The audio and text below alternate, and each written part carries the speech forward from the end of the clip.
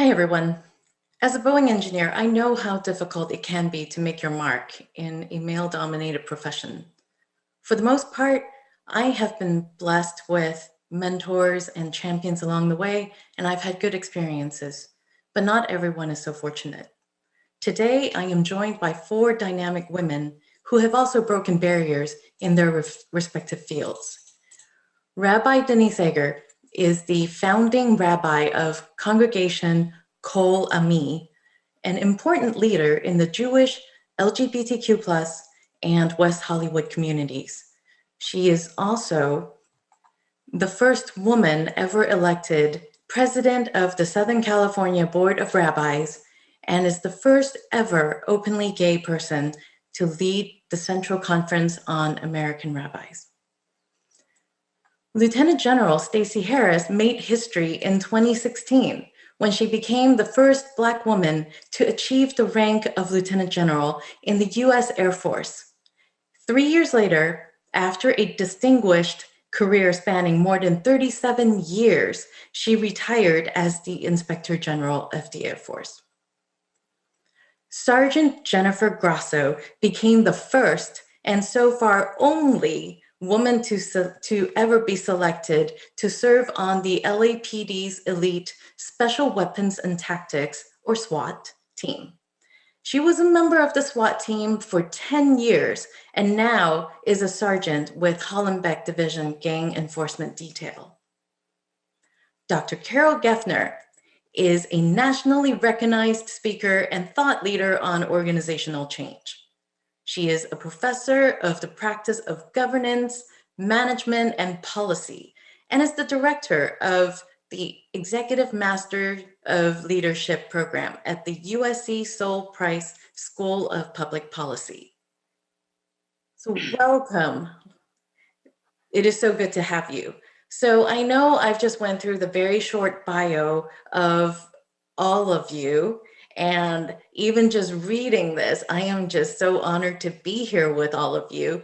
Now, my first question really is, can you add to that introduction, kind of on a personal level, how have you come through in your journey? I know we don't have a lot of time, so just what do you want people to get out of meeting you today? And we'll start with Stacey. Thank you so much. You know, I kind of give an elevator speech where I say I'm an engineer by degree, a 1981 industrial and systems engineering Viterbi graduate. I'm a pilot by profession. Having a career flying military transport and air refueling aircraft in the Air Force, both on active duty and in the reserve, and also a pilot for United, having flown Boeing 747, 757, 767, and 777 aircraft. And then lastly, a retired C-suite leader of our Air Force, with numerous roles and responsibilities that included serving in U.S. Africa Command, leading a large, complex, and diverse organization of 15,000 airmen across 24 locations, before retiring, as you mentioned, in 2019 as the Inspector General of the Air Force. Now, throughout my 37 years in the Air Force and concurrently 30 years as a United Airlines pilot, I could choose what I would like to focus on. I could focus on that I'm a woman and a woman of color in mostly male and non-traditional roles. I could focus on the naysayers that were not necessarily excited to see me in those roles. We'll call that turbulence. Or I could focus on flying my aircraft, getting the job done, serving our airmen, and most importantly, mentoring and encouraging others to follow in my flight path, or better yet, to create one of their own. My choice was to fly my aircraft and mentor and encourage others. Thank you. Next, Rabbi Eger. Well, good morning, everyone. Hello, fellow Trojans.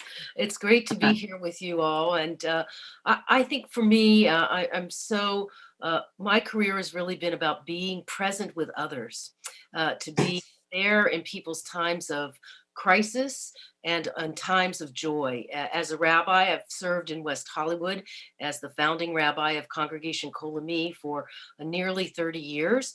And I have been, in places where sometimes I'm the only woman in the room. But I didn't only focus on being the only woman in the room. I focused on trying to always be the best rabbi I could be. And as through the years of paying close attention, of listening, and of being present with others, I have learned how to rise above, as Stacy so aptly put, the naysayers, to not let that language or that criticism get in my way. I think for me, my spirituality and my faith, which is part of the career path that I have chosen, has given me courage and strength to forge forward when there have been hurdles. Let's face it, being in a male dominated profession, there are hurdles that come our way. There are both women and men who try to tear us from our work path and from our way forward.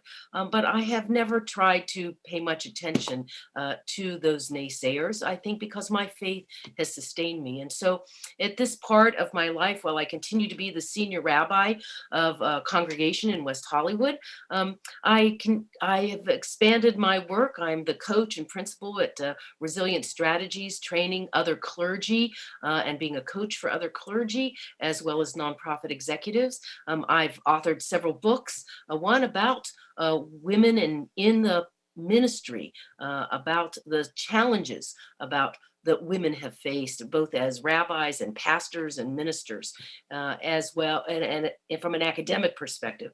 And also as the first LGBTQ rabbi to head the more than 2,300 Reform rabbis worldwide as its international president, I have been a champion for LGBTQ rights and human rights.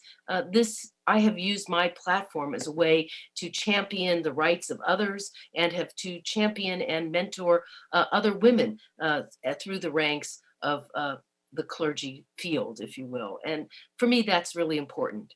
At the end of the day, it goes back to being present and listening. Thank you, Rabbi Eger. Jennifer, how about you?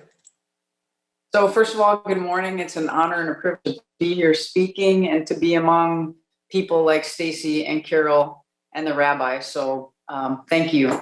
I think you covered most of my almost 26-year career, but as a woman in law enforcement, I've faced many of the challenges that these other panelists have faced. And I think as a result of those challenges, those obstacles that have been put in my way throughout my career, it's made me stronger. And whereas before I get frustrated, now I look back and think that those are the things that made me who I am today, forged my character. And I kind of thank these people now because I feel like I created a superpower in me that I can share with others. I can mentor young officers and tell them, do not fear, that these trials and tribulations are going to make you that much better and prepare you for the future. And that's just what I have to convey today, that even though my job, my career path is probably different than most of you, it was difficult. I had people trying to prevent me from even having an opportunity. But I was resilient. I wasn't going to listen to the naysayers. I just kind of drowned it out, all the white noise, and listened to my heart and had faith and confidence in my abilities. And, luckily, gratefully, here I am 26 years later, a sergeant on the Los Angeles Police Department. And like I said, I'm grateful to all those people because they didn't know it at the time, but they've made me better. And I appreciate it. Thank you, Jennifer. Carol? Well, again, good morning. And it's a delight to be here and a privilege to be here with my colleagues and with you.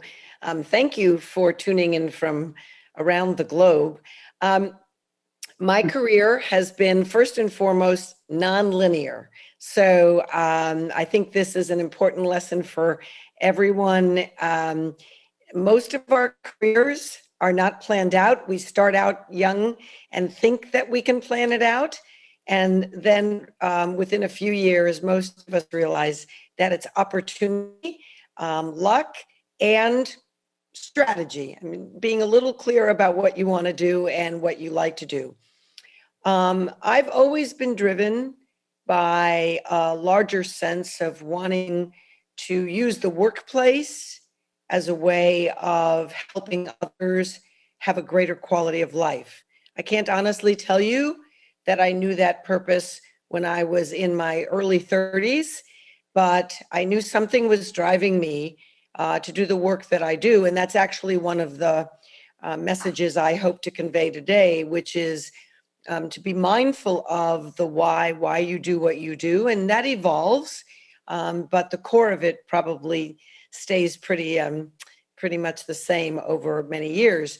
I've traveled through just about every environment one can imagine, except obviously not. I'm not a pilot. I'm not, a SWAT officer, et cetera.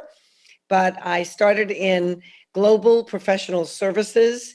I started as the first person, not just the first female, to start a new service line for a global firm. I moved into the C-suite of a multi-billion-dollar organization as the first female, only female, in an 80-year history of a very large company.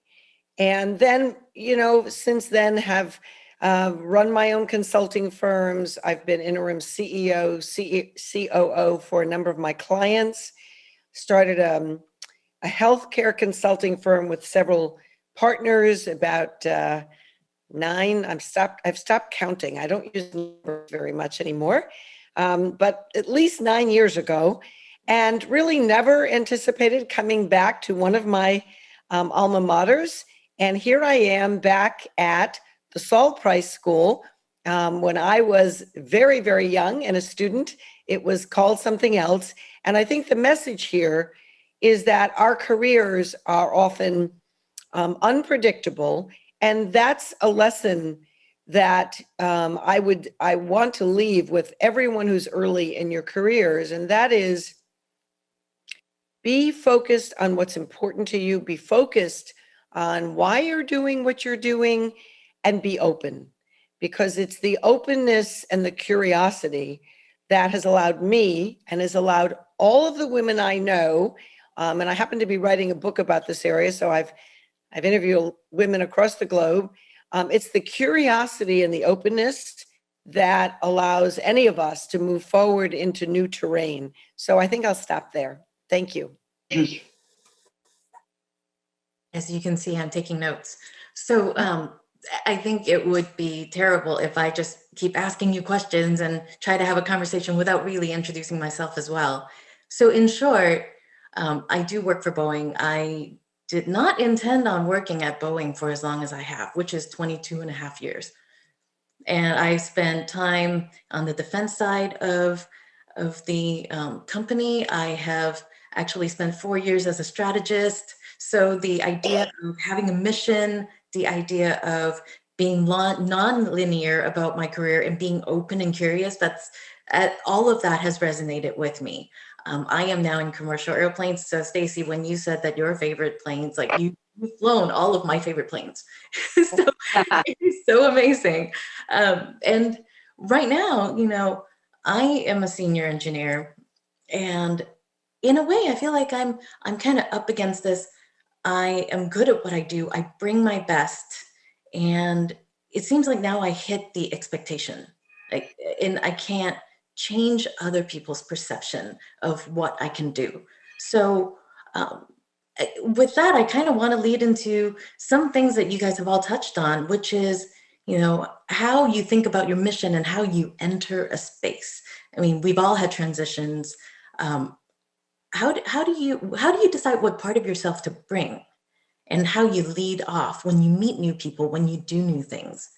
And I'll open it up. It's okay if we step on each other.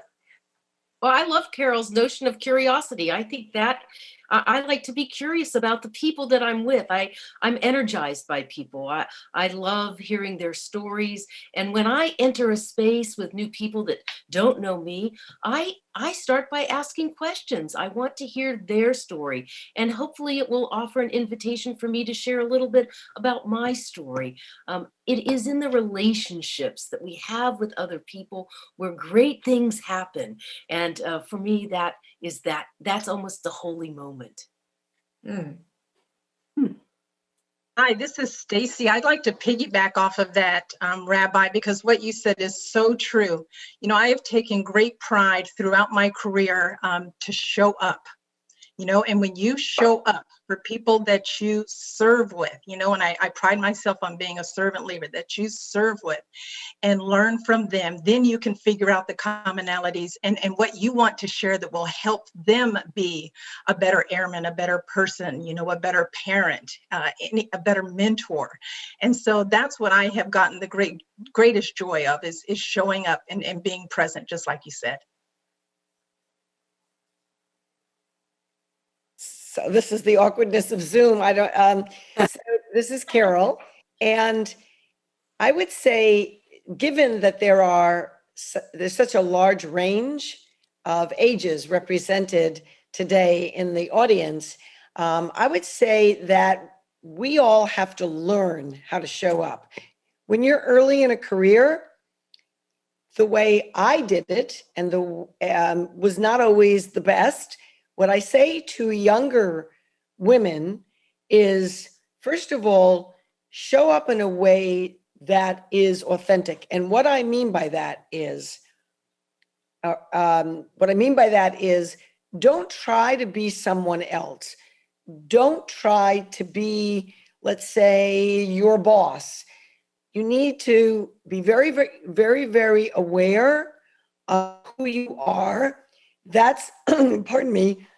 And that doesn't mean showing all your emotions all the time. You can have emotions, not necessarily show them in a space all the time. Be aware of them so you can deal with them and make choices about them. So what I've tried to learn over my career, and I've been in some really tricky circumstances and difficult circumstances, is, as Stacy said, first of all, show up. Secondly, show up with your heart open. And what that means is show up as a human first. Don't try to put on a uniform first, and be aware of your environment.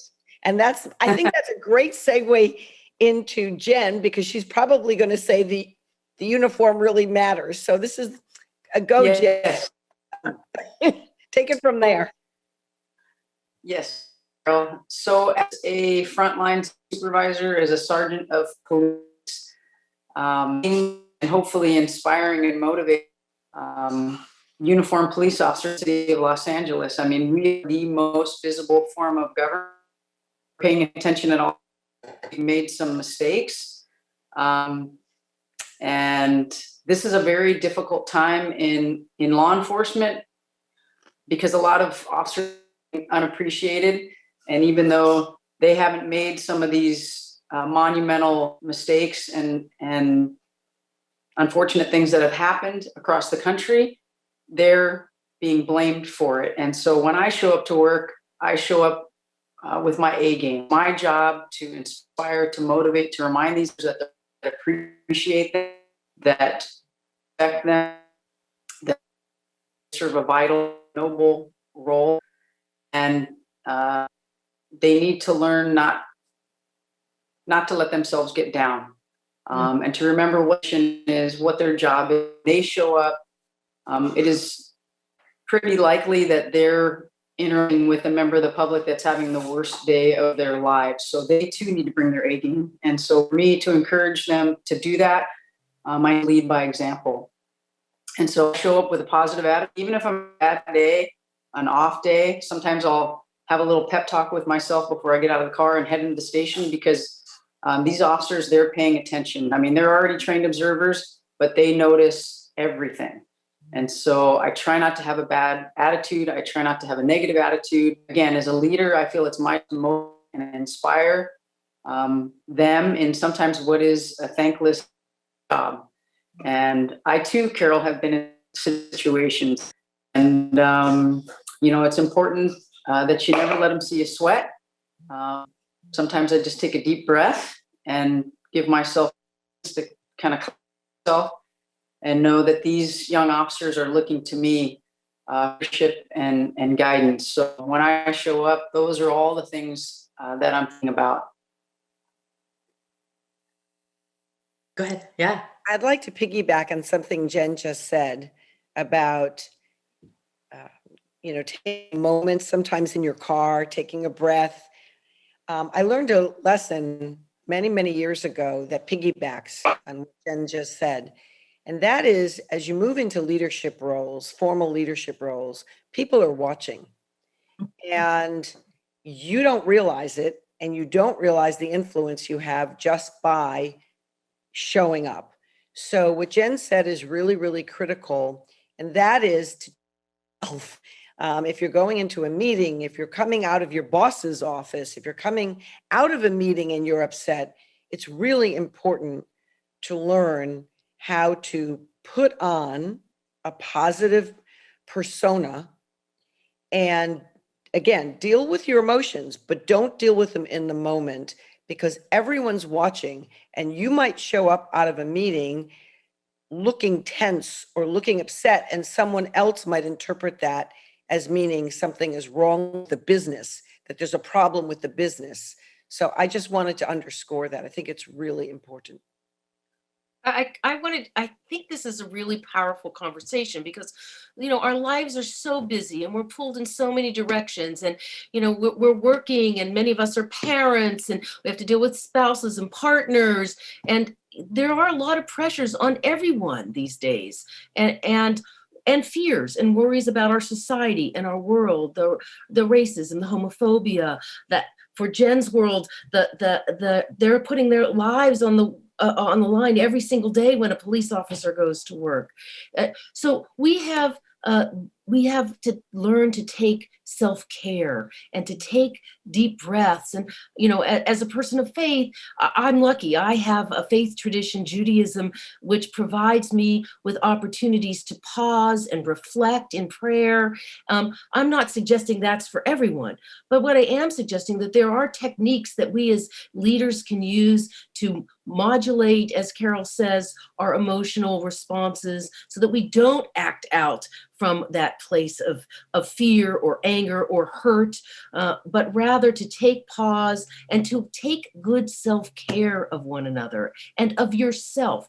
Women often, we're busy taking care of the world, right? We're taking care of our aging parents, we're taking care of our children, we're taking care of our employees, and we come last on the list. It's so important to allow yourself some time each day for just you. And I tell this in my coaching practice all the time, particularly to clergy and people who, as Stacy says, they're servant leaders. If that's your model of servant leadership, you must have time to specifically make a date with yourself to allow you to process all the things that Carol and Jen have been talking about in the workplace and in your personal life. It's critical for your success, not just in business, but as a human being.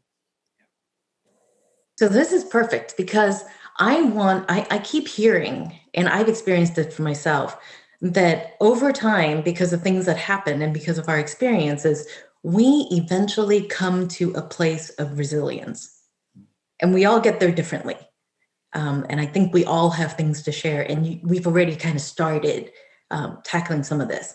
So I'm hearing this from all of you, when we've had situations, moments that we have to deal with ourselves, our emotions, be able to show up still positive and be able to lead because people are watching. So as we are leaders and we become resilient and we continue to serve other people, how do we then bring other people also into our space so that we can build community, have the ability to serve other people, but also be served?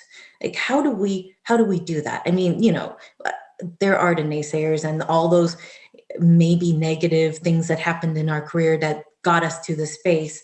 But instead of focusing on all of that, how do we kind of push that forward? How do we be ourselves as leaders, engage other people, and really pay it forward?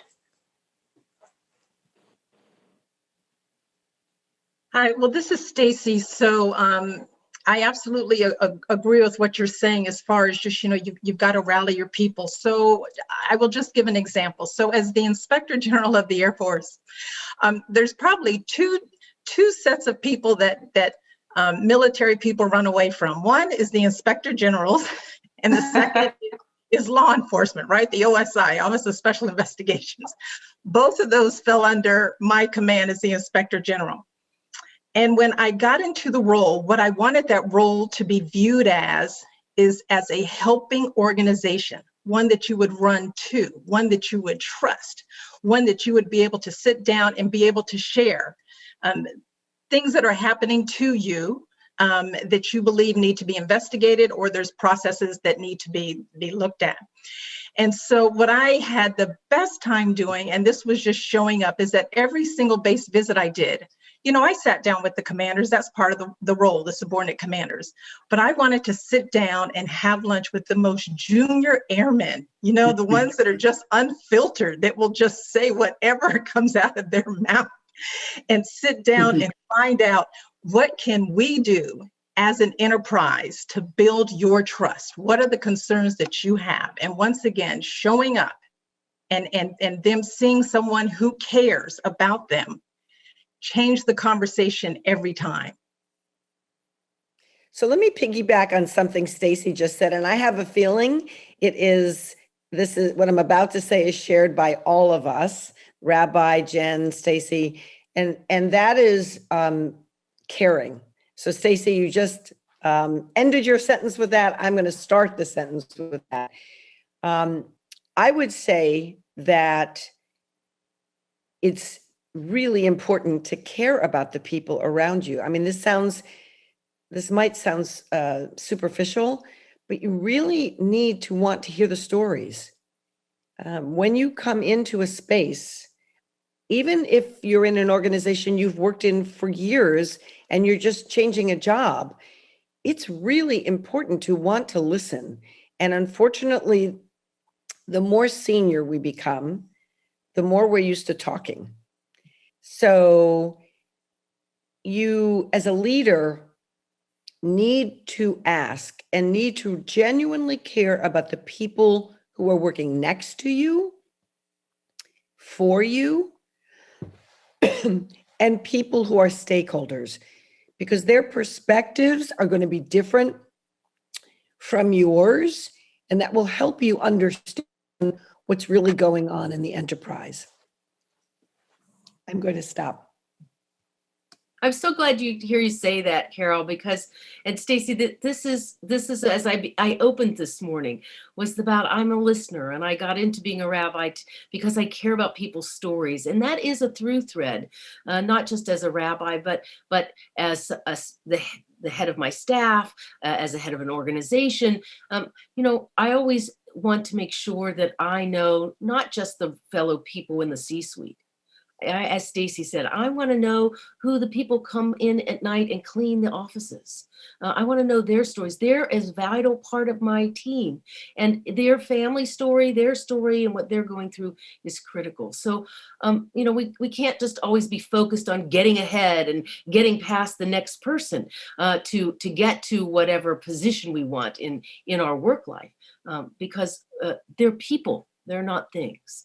And affirming every person's humanity is a critical, I think, part of being a successful person in our world today. So in my line of work as a uniformed law enforcement officer, I have developed over the years the ability to be a very effective communicator, but being an effective communicator also means being a very good listener. And so with the rank structure careers in law enforcement, somewhat paramilitary, you might find younger officers are reluctant to approach you because you have more time with the organization or you outrank them. So I find it important to be the one to start the conversation. So I go out of my way to engage younger officers and use it in a way to mentor them without letting that's actually what I'm doing. So ask them questions of where they see in 3 years in their career, 5 years. Is there anything I can do to help you make that happen? And although I hate to admit it, in our organization, it is all about who you know. And I will leverage my relationships that I've had the benefit of developing a quarter of a century to help those young officers. And then that, to me, also extends to the community. And oftentimes, law enforcement officers, we put on this face and, we're all business and move along, ma'am, sir. But I try to be only face. So if we have a crime scene and allowing people to drive into their neighborhood, preventing them entering a certain area, I will ask them, hey, are you curious about what's going on? And if they say yes, which usually they do, I'll explain to them. I'll give them the information that I can without compromising the investigation, just so that they're in the know. There's just this like shroud of mystery. For some strange reason, we don't want to share with people what's going on in their neighborhood. And so I try to be an effective communicator across the board, whether it's with members of the public that we're serving and protecting or youngsters in my organization. And then lastly, I didn't do it so often as a young officer because I was afraid what I might be told, but I seek feedback. I give it. I try to be as honest as possible, but I also seek feedback from those above me and around me, but those that are the youngest on the job. Like you said, Stacy, those young airmen, I'll show up at a perimeter and bring a couple guys a cup of coffee. And then, 10 minutes into the conversation, hey, by the way, how do you think I'm doing? And just to see the looks on their face, oh my God. But it's a great way to engage in a conversation with them. And really at the end of it, find out what you can be doing better to serve those that work for you with you. So I'm hearing two themes. I'm hearing the care and being open and transparent to build trust with the people around you, whether it's above you, working with you, or working for you. There's also the wanting to mentor and champion those around us. So I kind of want to pull on this a little bit, which is, what are the characteristics of people who have mentored you or championed you? And I know that they're different. So pick one when you talk and maybe help define the difference between the two, because I want people to get different perspectives on these two words that sometimes get interchangeably used and they're not the same at all. So what are some of those characteristics? What have you taken on and how do you then pay it forward?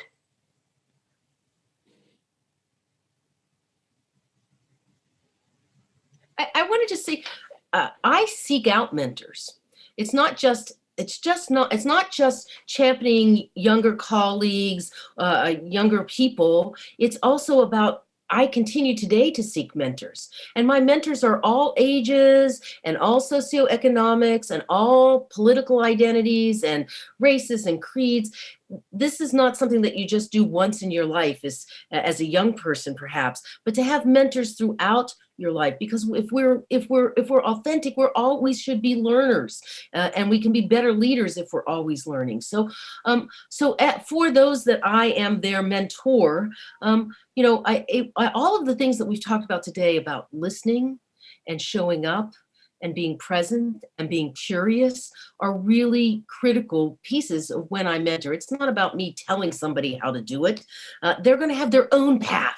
They're going to have their own way of planning their career, their life, their goals. My job is to really be a better reflector of their questions and their curiosity. And if I can help them, then switching to the champion side, and I can network with someone for them, right? Our Trojan family is famous for being a place of networking as the alumni associations. This is something that is so critical, to network with others who may be able to make an introduction or to help you learn something new. That is the power of championing. And that is something that I also love to do and willing to do. But again, mentoring and championing, as you correctly point out, Terry, are two different things. So I'll step in here and just take that and run with it about the difference between mentoring and being a champion. So a mentor usually is a trusted advisor, someone you respect, they respect you, and you're looking to them not just for expertise, as the rabbi said, but also for an exchange and learning more and so on. A champion is usually someone who helps push you forward. So champion, and I don't want to get caught in the semantics of this, but a champion in formal terms is usually someone who sees something in you, and whether it's explicit or implicit, pushes you or suggests to you that you go into a stretch role. Every woman with whom I've spoken relative to my book, and I will throw myself in this pot, has had a mentor and usually a champion. And the importance of a champion is that that individual will, again, either suggest or nudge you forward into a role for which you think you are not qualified. And this gets to something that is equally attributed to women. Women, more often than not, will wait till they're 100% or they feel as though they're 100% ready for a job, whereas men, and I think many of you have heard this, men more often than not will say, oh, I've got most of those capabilities, so I'm just going to go for it. So the importance of being a champion in someone's life is that that individual on the other end is going to have some transformative experiences by being in roles for which she does not feel she is yet ready. And that's where the learning is. That's where the huge learning is, and growth, and sometimes even transformation. Does anybody want to add a last word before we go into Q&A? I would just like to say, well said, Carol. I think as women, we all know that sometimes we're our biggest obstacle, and we can't allow fear to prevent us from trying, prevent us from seeking those opportunities and taking advantage of those opportunities.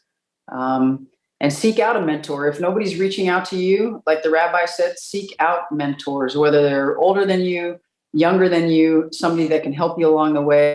And even if you didn't have a mentor or necessarily a champion, that doesn't mean that you can't then become a mentor or a champion for somebody else that maybe you see potential in. You see that maybe they're ready for that next promotion, but they don't have the confidence. Sometimes people just need that little nudge, that little boost. You plant that seed, and there's that action. If you can't be it, and in my line of work, there was never a female that served in the capacity of a SWAT officer, and so it never really entered my mind's eye that it was a possibility. And until somebody said, "Hey, did you ever consider this?" And then it was like, "Wow." And I don't know that I would have tried had I not gotten that tap on the shoulder. So be that person for somebody else. And one of my favorite expressions is, people don't necessarily remember what you said or what you did, but they're going to remember how you made them feel. And if you help them along and you encourage them and you were that supporting, rock for them that helped them get where they wanted to go, even if they didn't know that's where they wanted to go, they're going to remember that for the rest of their careers. And there's nothing better than seeing somebody that you had an impact on years ago approach you and say, "Hey, remember that time?" And it's just like, wow, they remembered that. And so to me, that's one of the greatest pleasures as I kind of near the end of my career and I'm in this position that I am now, to have young officers come back to me and thank me for the help that I gave them along the way. So be that person for somebody. So we have some great questions lined up. I'm looking at the Q&A form. So I will start with one because we're talking about champions right now. So this is anonymous. I kind of wish everybody would share the names, but anyway, what are the concrete ways to find a champion? I mean, we talked about how to find a mentor, like who you are going to be for a mentor. What are some concrete ways to find a champion? You know, when finding a champion, it just like Carol was saying, it really does go beyond mentoring, and it's almost like mentoring plus. And so I have, and I tell people, one of the greatest thrills that I've had in my career, when people say, what's the greatest accomplishment? Before I would say, oh, it was graduating from pilot training. But now it's the people that I mentored and how I watched them grow. And as you listen and you learn their stories and you provide different, I'm a hard mentor, so I ask a lot of questions of my mentees. I give them a lot of homework. And if they deliver, then I'm feeling more comfortable being a champion for them. And just like you all were saying, have them stretch, you know, I'll reach out just out of the blue and I'll go, hey, have you, you know, I've got an opportunity here at XYZ base that I'd like for you to command. And they'll be like, oh my gosh, you know, can I do that? Well, of course you can. Do you think that I would, you know, recommend you and have this conversation if I didn't think so? So the bottom line is, for me, championing is mentoring plus. When I have developed that relationship with someone after learning their story and learning and what I perceive of their capabilities, then I will go forward that extra bit to champion them and offer opportunities to them to consider. So along the same lines, I mean, just for all of our panelists to consider, there are also questions about how do you seek a mentor, and is there any burden to not put a responsibility on someone to mentor? I mean, maybe it's because we're women and we operate a certain way. How do you balance that? Or is that, when you ask, is that really something to think about? You know, I will offer just really quick. You know, the number one people that will reach out to me the most are the guys. Just like Carol was saying before, guys are fearless. They'll reach out and they will ask your opinion and they will ask you to mentor. And women, I don't know what it is about us. I don't know if we and I know me personally, I don't want to put an undue burden on someone. I don't want to seem like I'm taking advantage of that person because maybe they look like me, being, you know, female or Black. But we need the courage to speak up. And when you do speak up, just like we were talking about showing up, show up though, show up prepared, know what your ask is as a mentee. So an ask for me would not be, oh, tell me your whole life story. Yeah, that's not a good ask. That's when I start asking a lot of rapid fire questions just to try to understand what they're actually seeking. So as a mentee, be prepared, know what your ask is specifically of your mentor, knowing that everyone's time is valuable, and then they could be more specific in the advice and listening skills that they offer to you. I think along the same lines, of course, you're going to be concerned about the other person's time. And that's reasonable because we're all so busy. That shouldn't, as Stacy just said, that shouldn't stop you from asking, but then you also need to be realistic about what kind of time the mentor can give you. So for instance, if you go in and you think, can you talk to me every week for an hour? Well, that's likely unrealistic. However, if you say, well, what works for you, mentor? How can we do this, whether it's once a month, once a quarter? And in the meantime, as Stacy said, you know, you've got homework to do. So being a mentee does not mean you just get on a phone call and listen and ask questions. It means you've got some work to do in between those coaching sessions. I mean, that's really what we're talking about here. In terms of finding a champion, I don't know what my colleagues think. My experience is that a champion finds you, and that is once a person knows, as Stacy just implied or said, once a person knows you, knows your capabilities, that's the kind of individual who might tap you on the shoulder. But the person needs to see you in action and needs to see that you have the goods and can go into that next stretch role. So we have a lot of questions. I'm seeing a couple questions regarding being curious and being open to opportunities, especially those who are in STEM roles. It seems like our degrees kind of dictate what opportunities are open. So what are advice that you may have in terms of finding opportunities without getting too heavily pigeonholed by either degree or work experience, or perhaps even politics that might be going on in a workplace? I'm not in STEM, but this is across the board. This isn't just in STEM. People get pigeonholed all the time by lots of things. I've been an LGBTQ activist, so sometimes I get pigeonholed. The only thing I am an expert in is LGBTQ issues, LGBT plus issues. Now, I do have an expertise in that, but I have many other issues of expertise and of passion that I've been involved with through the years, whether it's from a social justice perspective or a leadership perspective. And so this idea of getting pigeonholed is real for across the board. So I think one of the things that's really important is to also to cast a wide net, I like to say. While we do have particular expertise in our fields, in our professional life, the more different kinds of opportunities we can cast our net in, including in our non-work life. You never know where a conversation is going to lead into perhaps a professional opportunity. And so that sense of curiosity that we've been speaking about this whole morning long, about curiosity and showing up and asking questions, can lead us, I think, beyond those narrow boxes that we're often put into.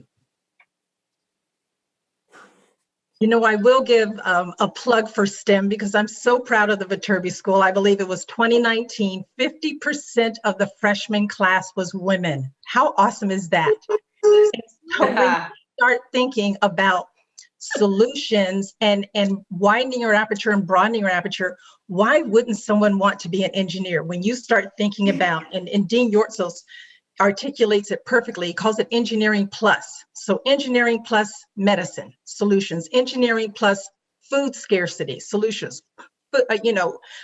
engineering plus water scarcity, engineering plus climate change. There's so many aspects that someone who is in a career field can endeavor to solve the world's problems, basically. And you can do that through engineering. There's a wide range of opportunities. I agree, but I'm biased. So I think that the being flexible and that plus, I think it goes back to what I heard from several of you, which is that what you feel is your mission, who you are, and what you bring kind of drives that plus. I mean, whatever you decide is your mission. And so I am seeing questions and comments about how do you embrace ambiguity? And this question is from Monica Bray, who's a PhD from 2006. So, we talk about being curious, being open, but how do you embrace ambiguity, if I can talk? So as an expert in leadership, let me say this is a really critical question. Because as we all have seen, many times leaders derail because they can't change. And I would say most of the time. So it is easy to say that you must be elastic in your mindsets, in your beliefs, that you must learn to be flexible. In the 21st century, we're dealing with a pace of change we've never seen before. And look at this year. We're dealing with the most uncertainty we've probably ever dealt with as adults in professions. But that's not going to go away just when COVID calms down. So I would say if you look at yourself and you know who you are and you know that you prefer structure, you prefer the predictable, you prefer to know what's familiar. And by the way, our brains are wired for this. We prefer the familiar. So that means, one, you can intentionally put yourself in circumstances in which you are not comfortable, because as the saying goes, you have to learn how to be comfortable with discomfort. So you can put yourself in those circumstances and then see over time, how are you doing? Are you learning to ask questions? Here we go again to curiosity. Are you learning to actually reflect on your own biases that are coming up? Be aware of your own beliefs that are getting in your way. So in some way, what I'm saying is building your self-awareness along the path is critical, because you can't learn to be elastic. You can't learn to be uncomfortable unless you're willing to also look and say, what am I doing myself that is keeping me in a place where I am more comfortable with the predictable world? I prefer not having so much ambiguity. That's not our world anymore.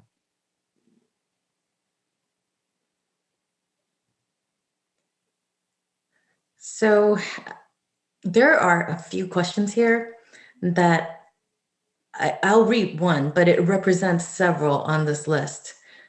I think the biggest fear in approaching a senior woman is worrying about whether they are for me or not. Understandably so, many senior women had to fight their way up for their space at the table when there were limited spots for women. The fear of the queen bee is real, and I feel that cycle needs to be broken first, because I'd rather approach a man as a mentor than a woman most of the time. What are your thoughts on how to break that cycle? That's a deep one. I would say the way you break that cycle is you don't be that queen bee. And for me personally, I don't only mentor young women on the department, I mentor young men on the department. And so, you have to be the change that you want to see. And although you may not have had the opportunity to have a woman mentor you, there's plenty of men, they're not going to put it out there, but there's plenty of men in my field that will help. You just have to seek that help. You can't be afraid to kind of put yourself out there and let it be known, what your intentions are and where you hope to go in your career. And, I think we're pretty good readers of people, and I think we'll know who the right person is to ask. And, you just can't be afraid. You just have to go for it. And like we've all discussed, take a page out of our male counterparts' books and just go for it. I mean, what do you have to lose? Sure. What's the worst thing they could say? No. Okay. And you move on, you get over it. You be resilient. You don't allow those things to hold you back, but you have to be fearless. I truly believe that in all of our professions. If we let fear dictate our decision-making, none of us would have accomplished what we have accomplished. And it's hard, it's scary. Change is terrifying. But those of us that are willing to take those risks are quite honestly the people that excel and do things that other people thought were not possible. So don't be afraid. I get the queen bee, especially in law, and I'm sure in the military, there's that one woman that got that one coveted position and they checked that box, and, she didn't have anybody help her. So she might not be willing to help anybody else because, well, I didn't have help. Well, you know what? That's her. You don't be that person. You change it for the next one coming up. And eventually that'll be infectious. And, our daughters won't have to worry about that. It'll be a different world because the men, they all have champions. They all have mentors. They all have guys that are like, hey, yeah, come on, I'll help you out. And so we need to change the way that we interact with one another and look to make it better for those than we had it ourselves. Yes. So with that, I know there are so many more questions. I am so sorry we didn't get to all of them. Thank you so much, ladies.